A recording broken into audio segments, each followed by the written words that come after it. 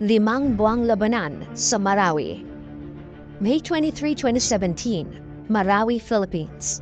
Nakahanda na ang Philippine military na i-raid ang isang safe house sa Basak Malutlut sa Marawi. May nakapagsabi na sa kanila na sa safe house nagtatahago ang Abu Sayyaf commander na si Isnilon Hapilon.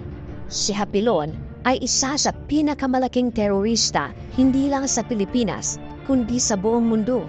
Sa katunayan, kabilang siya sa most wanted terrorists list ng US sa mga panahong iyon. Pinasok ng military ang bahay pero agad silang pinaputukan ng mga nasa loob nito. Ito ay tila isang ordinaryong engkwentro lamang ng mga sundalo at ng Abu Sayyaf.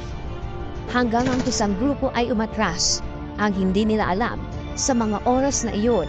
Hudyat na pala ito ng isa sa pinakamadugo at pinakamahabang terrorist attack sa kasaysayan.